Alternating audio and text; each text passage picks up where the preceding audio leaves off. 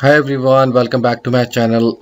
So today's video is not for really everyone. Today's video is specifically for people who are or organizations who work on non-profit or who work for who are looking for Microsoft licenses and really can't afford it, but they are because they're non-profit or they don't or they're like a public library kind of a public museum kind of things, which actually work for the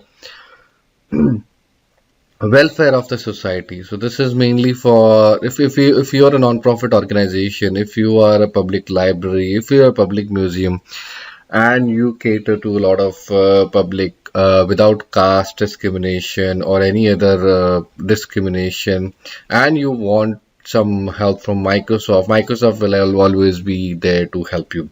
So there are some Microsoft grants for non-profit organization. This is what I'm going to talk about in today's video. If you are not related to it or you don't want to know more about the non-profit section of it, I think you can definitely move off. But if you want to know about Microsoft 365 and you want to know about what it offers for non-profit organization, this video is for you.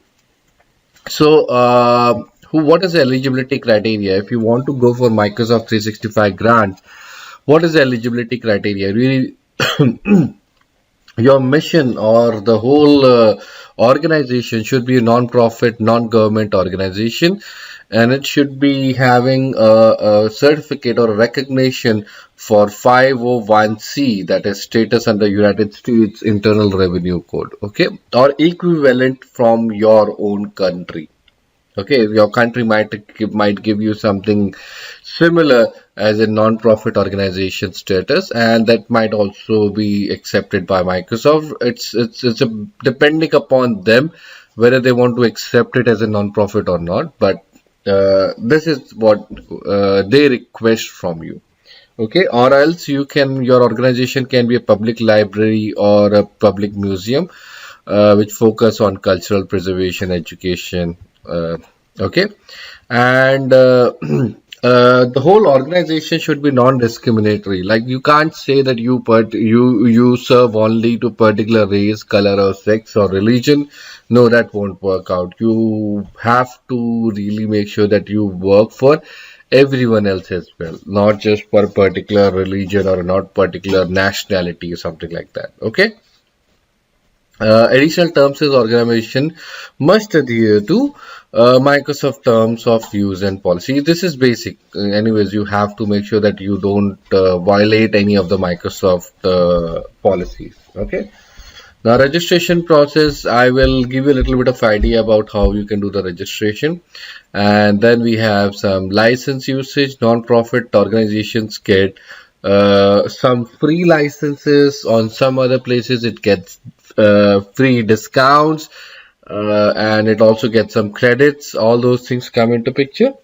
I'm going to focus on few of the aspects of it, but not all the aspects of it. Okay.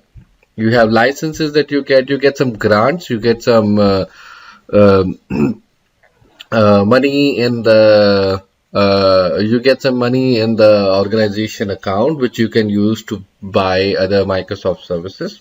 Okay, and you also get some discounts licenses as well. Okay, so that's there. I would not really want to cover any of these other benefits. I would directly jump to the Microsoft site. So, if you are a non-profit organization, what do you get? If you're a non-profit organization, you are a small or a mid-sized organization, you get Microsoft Office 365 Business Basic. Up to 300 license you get free. You do not have to pay anything. Okay. But if you want more than 300, then you have to pay really just $4.1 per month. Okay, for business standard. And if you're looking for business premium, that goes to then you go like 10 licenses are free. You get 10 licenses free for business premium as well. But after that, you pay $7.5 per user per month on a monthly basis. Okay. So this is basic. What you get in that is Word, Excel, PowerPoint, and all these features. And these are the other features: Azure Information Protection Exchange,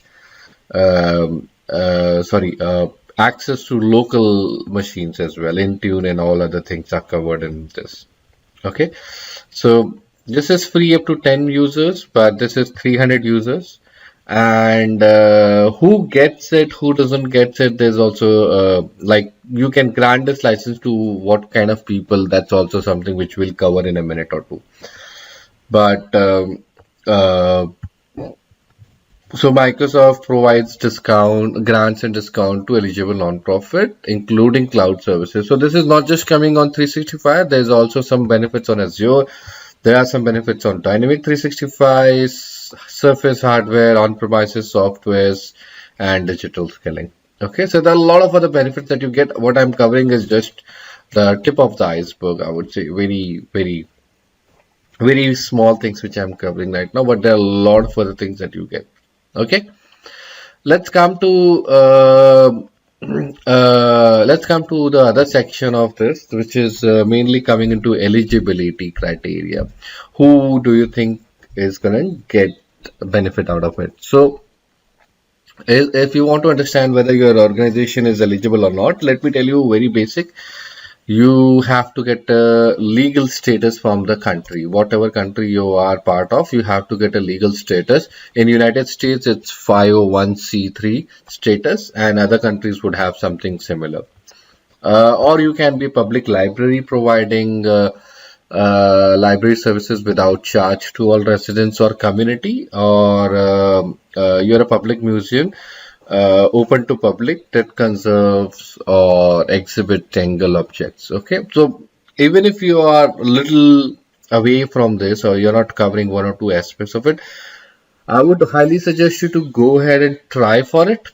If Microsoft feels that you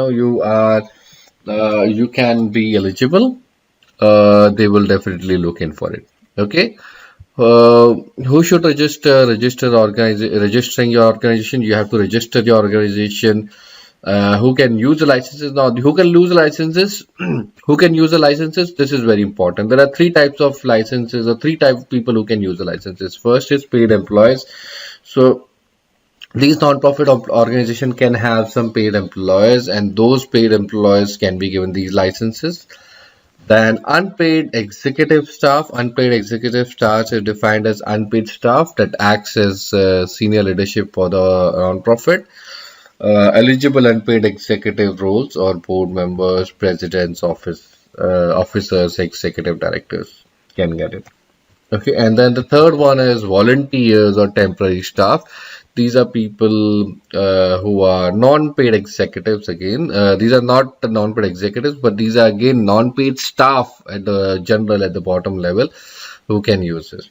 Okay, so there are some volunteer benefits, there is some non-paid executive things, and there is unpaid executive. So paid employees can get non-profit offers, non-profit grant offers, and non-profit discounts. If you are unpaid executive staff, you get the non-profit grant offers, you get the non-profit discount offers, and you can have the volunteers use benefits. If you're a basic volunteer, what you get is non-profit discounts and offers, and you get volunteer use benefits. And then contract staff or third-party staff get non-profit discount offers only. Okay.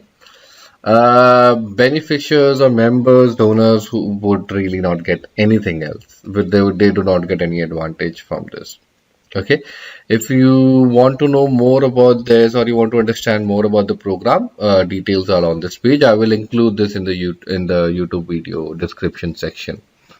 Okay, now if you want to register for it, on this particular page at the bottom, we have this register now window. When you go in the register now, this is what you see: register page, getting started page, where you see a pre-eligibility check. You can run this check to understand whether you have whether you are eligible or not, and then you apply for non-benefit uh, grants and discounts. So Before getting started, gather organization's legal identifiers, physical address, and contact information. Okay, applying takes only 10 minutes.